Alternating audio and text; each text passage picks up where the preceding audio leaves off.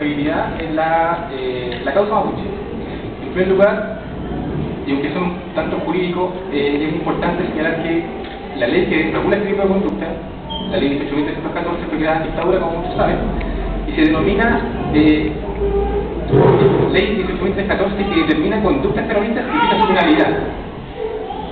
El hecho de que determine conductas no es una ley antiterrorista, como se le llama malmente en la prensa y como la cual popularmente. No es una ley que establezca lo que es un delito terrorista. Internacionalmente tampoco existe una definición de lo que debe entenderse por terrorismo. Siempre ha sido un problema político. ¿Quién es terrorista? Por lo general son los que se oponen al sistema imperante. Lo que sí ha podido unificarse a nivel de doctrina internacionalmente se refiere a la forma en que las organizaciones terroristas actúan. Y en este caso, el clásico ejemplo es Al-Qaeda. Al-Qaeda hizo explotar dos torres enormes, murieron miles de personas, y por tanto es tanto el estrago que provocan que es posible calificarla como terrorista. Pero sin embargo es importante dejar establecido que la ley que rige esta materia a nivel nacional no tipifica lo que es un terrorista.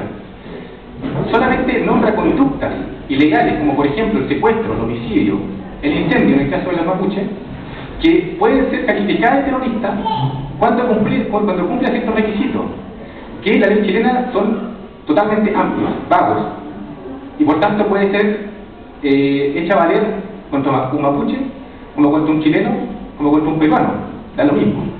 El hecho es que tenga la finalidad en el acto de haber cometido el delito. Entonces, la amplitud que tiene esta ley es tan grande que queda en definitiva en manos del ente persecutor. Anteriormente era el juez instructor, pero con la reforma es el Ministerio Público. Entonces, nos encontramos en una situación de una ley completamente vaga, que es aplicada en cuanto el ente persecutor entienda que la conducta que fue realizada tiene las finalidades que establece la ley, y en este caso es posible hacer una revisión de las causas a nivel nacional, y antes del caso Bombas en Santiago, las únicas personas que eran procesadas por esta ley y que siguen procesadas por esta ley son mapuches. En un comienzo se le aplicó la Ley Interior de Seguridad del Estado.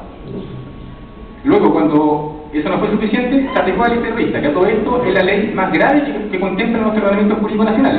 Lejos. Contiene las penas más altas y un procedimiento absolutamente vulneratorio de la garantía fundamental. Entonces, ¿qué ocurre cuando es aplicada esta ley en las causas mapuches? Y ustedes también lo pueden ver en la prensa. El Ministerio Público y todo el gobierno y quien se pronuncia respecto al tema mapuche señala que las demandas son legítimas. Todos las reconocemos, sabemos que están en lo correcto.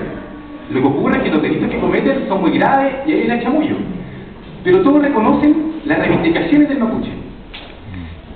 La forma de poder aplacar eso es la criminalización. Y eso se logra encarcelando gente. Sin embargo, las investigaciones por delitos comunes no tienen la capacidad para poder meter presa a la gente con una investigación pobre. Y es lo que ocurrió en Cañete. En Cañete fueron condenados finalmente por robo con intimidación y atentado contra la autoridad, y hubo un homicidio frustrado en contra de fiscal del Ministerio Público, ejercicio de funciones y funcionarios de Policía de Investigaciones, que son delitos comunes. A cualquier persona que asalta una casa, que entra a una casa y asalta, se le procesa por un proceso común, donde no existe testigo protegido, donde no existe la relación compensada, que es una figura típica de legislaciones de guerra o de excepción, cuando se trata de organizaciones criminales muy complejas, por ejemplo el narcotráfico. Esta institución de la relación compensada es fruto de la doctrina italiana. Los italianos, bueno, son conocidos por sus organizaciones criminales y siempre han tenido problemas con el tema del narcotráfico. Y en esas circunstancias, cuando no es posible tener datos investigativos, porque las organizaciones por lo general es muy difícil que un testigo declare en contra de su propia organización, se les da una preferencia o un beneficio legal, y por eso se denomina delación compensada. Es un delator que se le compensa su aporte a la investigación. Entonces, ¿qué ocurrió en Cañete? En Cañete fueron procesados todos por diversos delitos terroristas y además se le aplicaron delitos comunes, que en este caso era robo con intimidación y el atentado contra el fiscal. Entonces, toda la investigación durante 2 años se utilizó un procedimiento que es de guerra, es un procedimiento de excepción, que no es lo normal que ocurra en todos los delitos comunes. Y en este caso, más grave aún, las personas que se acogieron a este beneficio de delación compensada ni siquiera fueron procesados. La ley lo que permite es que una persona que haya participado en el delito, o que supuestamente participó en el delito, y tiene algún conocimiento respecto a sus partícipes, se acoge este beneficio y una vez que es condenado, su pena se rebaja en 2 o 3 grados. En el caso de Cañete, la persona, el testigo clave de la Fiscalía, era un imputado, pero que el Ministerio Público ni siquiera formalizó, perdón, ni siquiera acusó. Él había estado formalizado y después el Ministerio Público se hizo eso, dejó la causa parada y fue a declarar como testigo, jurando y prometiendo decir verdad, como hace